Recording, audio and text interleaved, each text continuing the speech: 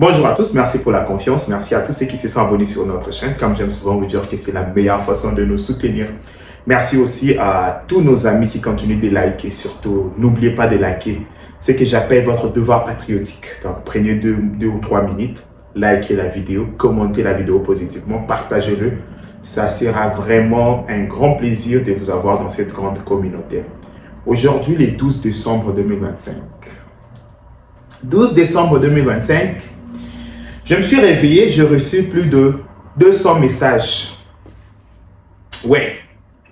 En disant, Félix Tshisekedi a humilié le Congo. Donald Trump a humilié le Congo. Écoute ce que Donald Trump dit à propos du Congo, à propos de Tshisekedi, nous sommes humiliés. Je me dis, qu'est-ce qui se passe? Et tu vois, je regarde la vidéo. Donald Trump aurait dit, donc il a dit, je ne vais pas mettre au conditionnel parce que nous tous on a vu la vidéo. Donald Trump a dit que les Congolais sont venus me voir en me proposant le minerai pour qu'ils mettent fin à la guerre de l'Est.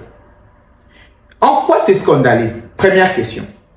Est-ce que le président Tshisekedi a déjà nié que c'est lui qui est allé voir les Américains? Je ne pense pas.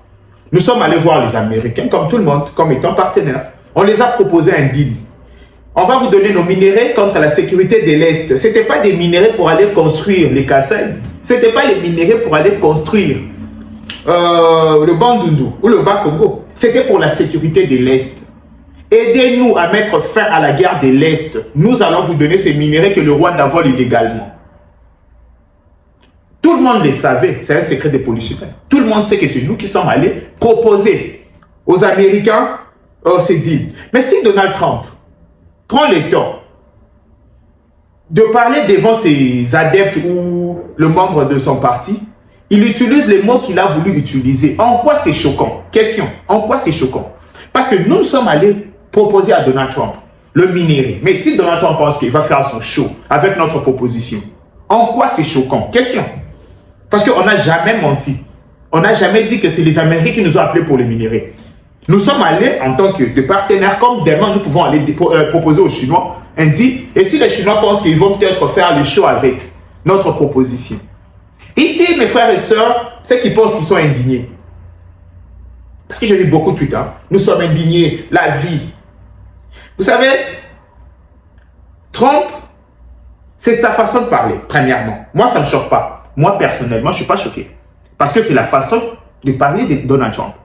Il aime souvent faire les choses. Trump, je ne vais pas dire humilier. En face, comme ça, il a dit au président Erdogan qu'il sait bien comment on triche les élections. Je n'ai pas vu les Turcs s'indigner d'Erdogan. Ils savent qu'il est comme ça. Trump, il n'y a pas longtemps, il venait de critiquer la Somalie. Il a dit qu'il ne veut pas d'eux parce qu'ils sont sales, ils sont comme ça, comme ça. C'est sa façon de parler. Nous, notre problème, c'est la paix. Nous, notre problème, c'est notre stratégie. C'est ça notre problème. Au lieu et place de se concentrer sur notre stratégie, au lieu et place que tous les Congolais, nous travaillons ensemble pour la paix en RDC, mais vous voilà dans le show de Donald Trump. Dans le show, Trump a humilié Tshisekedi, Trump a humilié mon pays. Aujourd'hui, vous savez que vous avez un pays, mais quand le Rwanda vous humilie matin, midi, soir, pourquoi vous n'écrivez même pas? Pourquoi vous ne parlez même pas de ça? Bande de lâches. Pourquoi? Dites-moi. Twitter, je n'ai jamais vu vos tweets sur le Rwanda et tout. L'humiliation que nous a fait subir le Rwanda pendant 30 ans. Pourquoi je ne vois pas vos tweets? Ici, je vais vous dire quelque chose. Vous savez, après 2 ou 3 jours, j'ai regardé la situation. J'ai compris. J'ai compris une chose. Que tout a été mis en place pour humilier le président de la République, Félix Antoine Tshisekedi, et facilité par nous, le Congolais. Vous savez, moi, quand il s'agit de l'attaque extérieure, comment je me comporte? Je me range toujours derrière le chef de l'État. Oui, j'ai dit, quand il s'agit des attaques extérieures, je me range toujours derrière le chef de l'État. Vous savez pourquoi? Parce que si la même chose a été dit à Paul Kagame, vous allez voir comment le Rwandais allait se ranger derrière leur président. Ouais. Et moi, je fais la même chose. Moi, je fais la même chose Parce que le président de la République, en allant contre les États-Unis d'Amérique, minerait contre la sécurité de l'Est du pays, ce n'était pas pour s'enrichir. Il voulait de l'aide parce qu'on a un problème. Il y a 10 millions de morts. Mais vous, entre guillemets, les Baswahili, vous êtes bêtes ou quoi? Permettez-moi les termes. Mais c'est chez vous qu'on tue matin, midi, soir. Attendez, moi, je suis Kassaïen. J'ai toujours, attends, je l'admets, je suis Kassaïen. On tue au Kasaï matin, midi, soir, mais je me permets de brader tout ce que j'ai pour la paix. Attendez. Mais ces gens, c'est la seule personne qui vient vous remettre votre dignité. C'est la seule personne qui se bat. On se bat contre le Rwandais pour le soi-disant swahiliphone. Vous êtes tués, violés matin, midi, soir. On se bat pour vous. Comment je peux vous expliquer? Comment je peux vous expliquer? Allons d'abord sur ce terrain-là de tribalisme. Comment je peux vous expliquer? Parce que je vois vos commentaires. Oui, venant de Mutombo, ça ne nous étonne pas. Mais les femmes qui sont en train d'être violées matin, midi, soir, les enfants qui sont égorgés, les bombes qui tombent à Goma, Bukavu, ça ne tombe pas au Kasaï. Mais c'est pour votre dignité qu'on se bat. Je ne sais pas si vous comprenez ça. Si nous sommes humiliés, entre guillemets, par Donald Trump, par tous ces mondes, c'est pour votre dignité, entre guillemets, soyez les fun. Ça fait 30 ans qu'on vous tue, ça fait 30 ans qu'on vous viole, ça fait 30 ans qu'on vous persécute. On est là, on se bat pour vous. Mais je vois, ouais, nous les Swahiliphones, nous sommes humiliés par tu sais quel putain de merde. Vous êtes bêtes ou quoi? Mais c'est pour vous qu'on se bat. Moi, je vous dis, c'est pour vous qu'on se bat. Moi, personnellement, je ne me bats pour vous, mes frères. Ça, mettez ça dans vos têtes. Vous n'avez pas pu vous battre pendant 30 ans. Vous avez géré ce pays pendant 22 ans. On vous a tué, on vous a massacré.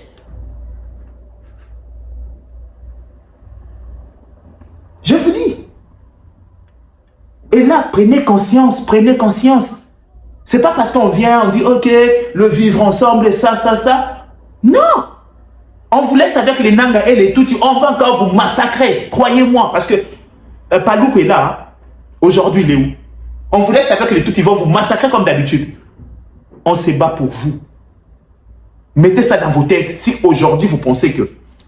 Tu sais qu'il y a au milieu du Congo. Si aujourd'hui, vous pensez que tout ce qui se passe, c'est parce que il veut tout faire pour la paix à l'est de la République démocratique du Congo. C'est pourquoi nous sommes humiliés, c'est pourquoi nous mettons en mal le pouvoir, entre guillemets, le pouvoir de Balouba. On va aujourd'hui, je me suis dit, on va d'abord surfer sur ces points-là. On va surfer sur ces points tribalistes. Ok, je suis tribaliste, je l'accepte, je l'admets. Mais je me bats pour les Swahiliphones alors. Parce qu'on aurait pu accepter tous ces deals, on allait gérer le pays calmement, sans combat. Nous, on allait accepter qu'il y ait au moins des violations à l'est du pays, contre le Swahiliphone, entre guillemets, on peut, ok, on va gérer le pays calmement. Mais c'est parce qu'on a dit non, qu'on a mis notre mandat, entre guillemets, mandat des Kassaïens, que vous aimez souvent nous coller là. Hein? On a mis ça en péril pour vous. C'est un peu d'être reconnaissant, c'est simple. Vous avez géré ce pays pendant 22 ans. On vous a tué. On vous a violé pendant 30 ans maintenant. C'est nous qui sommes venus comme ça, qu'on en parle partout. C'est nous. On vous tuait en silence. C'est nous qui sommes venus se battre avec énergie. On ne gagne rien. En fait, j'ai dit, je ne gagne rien. Même pas un franc venant du gouvernement. Mais on s'investit depuis 2012. On est là au four et au moulin. Le 1-23 d'Arquité, c'est ici, c'est là, c'est ici, c'est là. Je suis Béni, je suis Goma, je suis Bukavu. On gagnait quoi? Dites-moi, on gagnait quoi? Arrêtez. Sincèrement, à un certain moment, même si on critique Tshisekedi, même si on prend notre temps de dire, ok, le pays va mal, la stratégie n'est pas bonne, revoyons notre stratégie, mais prenez au moins votre temps de réfléchir. Je dis ceci, prenez votre temps, réfléchissez au moins. Si Tshisekedi avait accepté tous ces accords, tous ces deals, mais il n'allait pas être dans ces postures. Premièrement, il y aurait eu ces staticos qui ont duré pendant 30 ans. On allait tuer à Béni, Bukavu, partout, sans problème. Le gars, il vient, il met son mandat en jeu. Aujourd'hui, on l'insulte parce qu'il a dit non à quelque chose. Mais voilà les gens auxquels, monsieur le président, tu t'es donné corps et âme pour se battre. Voilà comment il te traite aujourd'hui. Réfléchissez à 3 à 4 reprises. Aujourd'hui, vous applaudissez pour le tout qui vient d'arriver. Demain, vous allez pleurer. Demain, vous allez pleurer. Écoutez, je vous ai mis cet audio de Magloire Paluku avant sa mort. Écoutez.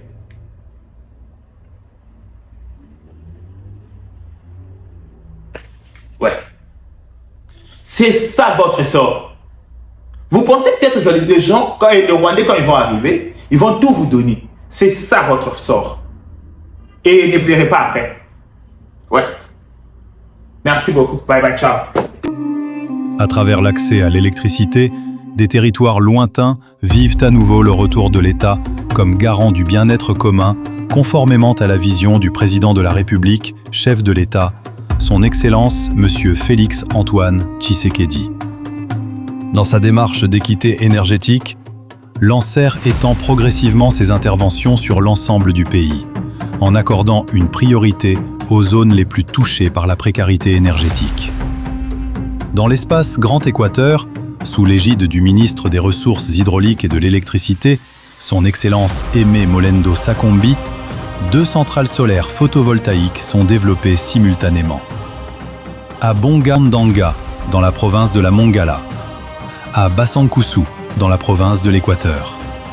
Ces projets marquent une étape importante dans l'accès à l'énergie moderne dans ces territoires. Accompagnant la mise en œuvre sur le terrain, le directeur général de Lancer, M. Cyprien Mussimar, fait état d'un niveau d'avancement significatif. Basankusu, construction d'une centrale de 700 kW crête, avec un taux d'exécution de travaux estimé à 96%. Bonga-Ndanga, construction d'une centrale de 300 kW crête pour un taux d'exécution de travaux à hauteur de 85%. Dans les 2 sites, l'éclairage public est d'ores et déjà opérationnel, apportant une amélioration nette et visible dans le quotidien des habitants. Là où la nuit avait longtemps occulté les rêves des communautés, se lève désormais un jour nouveau. Et là où l'accès à l'électricité est restauré, c'est le retour de l'autorité de l'État qui est rétabli.